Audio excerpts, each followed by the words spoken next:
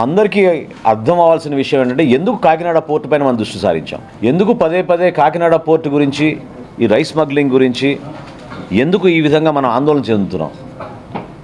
ఎందుకంటే మీడియా మిత్రులు కూడా మీ అందరికీ తెలుసు, స్థానికంగా ఉన్న కాకినాడలో కూడా చాలామందికి తెలుసు, 5 సంవత్సరాల్లో ఎవరిని కూడా లోపలికి ప్రవేశించలేదు, అనుమతించలేదు, అసలు అవకాశమే లేదు.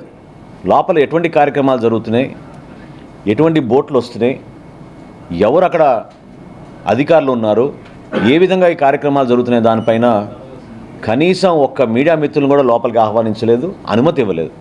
పక్కడబందీగా వ్యూహం మేరకు ఎవరిని రానియకుండా ఒక పెద్ద కాన్స్పిరసీ చేశారు. దాన్ని ఈరోజు నేను మీకు వివరిస్తాను.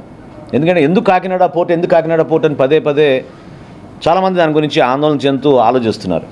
రాష్ట్రంలో 29,000 ఫేర్ ప్రైస్ షాపులు ఉండగా ఈ బియ్యం సరఫరా చేయడానికి వైఎస్ఆర్సీపీ ప్రభుత్వం జగన్మోహన్ రెడ్డి గారు ముఖ్యమంత్రి అయిన తర్వాత ఒక నిర్ణయం తీసుకుని డోర్ డెలివరీ చేస్తామనే ఒక అబద్ధపు ప్రచారంతో 9,260 వ్యాన్లు కొని రాష్ట్ర ఖజానాకి దాదాపు 1,600 కోట్ల రూపాయలు ఖర్చు అయ్యే విధంగా మొబైల్ డెలివరీ యూనిట్లు వ్యాన్లని వీళ్ళు రాష్ట్ర వ్యాప్తంగా ఒక నెట్వర్క్ ఏర్పాటు చేశారు.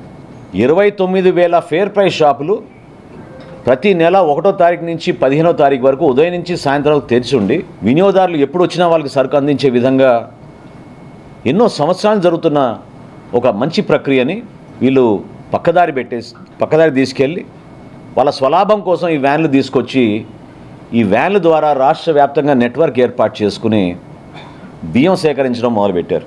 ప్రభుత్వానికి 43 రూపాయల 40 పైసలు ప్రతి కిలో ఖర్చు అయ్యే ఈ బియ్యాన్ని క్షేత్రస్థాయిలో వీళ్ళు 10 రూపాయలకే తీసుకుని వెళ్ళిపోవడం, చాలా చోట్ల మీరు సరైన సమయానికి రాలేదు, వ్యాన్ వెళ్ళిపోయింది కాబట్టి మీకు సరుకు ఇవ్వమని చెప్పడం, చివరికి ఎంఎల్ఎస్ పాయింట్ల దగ్గర నుంచి కూడా గోతాలు తీసుకుపోయే సందర్భాలు ఎన్నో ఉన్నాయి. అది చాలా స్పష్టంగా మనకి ఆధారాలు కూడా దొరికినాయి. ఈ విధంగా వీళ్ళు పక్కడబందీగా ఒక గ్రీన్ ఛానల్ ఏర్పాటు చేసుకుని చిత్తూరు నుంచి శ్రీకాకుళం నుంచి నేషనల్ హైవే మీద నేరుగా కాకినాడకి ఎక్కువ శాతం ఈ బియ్యం తరలించే విధంగా ఒక పక్కడబందీ కాన్స్పిరసీ చేసి వీళ్ళు చేశారు. ఆంధ్రప్రదేశ్ తీరంలో ఏ పోర్టుకి లేని విధంగా కాకినాడ పోర్టులో రైస్ ఎగుమతి జరిగింది. ప్రత్యేకంగా వీళ్ళు ఎప్పుడైతే మెడ మీద కత్తి పెట్టి కాకినాడ సీపోర్ట్స్ లిమిటెడ్ దగ్గర నుంచి వీళ్ళు పోర్టు లాగేసుకుని ఆరోబిందోకు అప్పచెప్పారో ఆ రోజు నుంచి మీరు చూస్తే లెక్కలు ప్రతి ఒక్కరు కూడా ఆశ్చర్యం కలిగిస్తాయి. 3 ఆర్థిక సంవత్సరాల్లో, నేను 5 సంవత్సరాలు కూడా చెప్పడం లేదు, కేవలం గత 3 ఆర్థిక సంవత్సరాలు చెప్తున్నాను.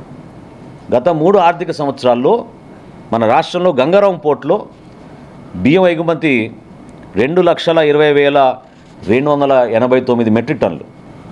కృష్ణపట్నం అధునాతమైంది, చాలా పెద్ద పోర్టు, ఇక్కడ 23,51,218. విశాఖపట్నం అన్నిటికన్నా పెద్ద పోర్టు, 38,02,000 మెట్రిక్ టన్నులు. ఇప్పుడు కాకినాడకు వస్తే లెక్కలు చెప్తే మీరే ఆశ్చర్యపోతారు. కాకినాడ పోర్టులో వీళ్ళు దుర్మార్గంగా ఈ 3 సంవత్సరాలను చేసింది 1,31,18,346 మెట్రిక్ టన్నులు. దీని విలువ ఒక్క కాకినాడదే చెప్తున్నాను, కాకినాడలో రైస్ ఎగుమతి విలువ ఈ 3 సంవత్సరాల్లో 48,537 కోట్ల రూపాయలు. అంటే ఏ స్థాయికి చేరారో చూడండి మీరు. 48,537 కోట్ల రూపాయలు వీళ్ళు అక్కడి నుంచి బియ్యం ఎగుమతి చేశారు కాకినాడ పోర్ట్ నుంచి. ఎంత పెద్ద కాన్స్పిరసీ జరిగిందంటే జగన్మోహన్ రెడ్డి గారి ప్రభుత్వంలో ఆయనే ముఖ్యమంత్రి, ఆయనకి తెలియకుండా జరగదు కదా.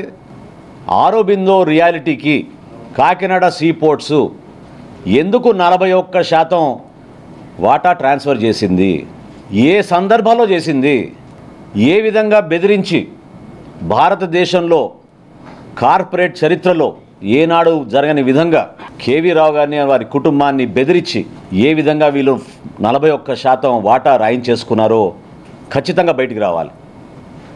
కాకినాడ సీపోర్ట్స్ లిమిటెడ్కి ఆరోబిందో రియాలిటీ ఏ విధంగా దూరింది.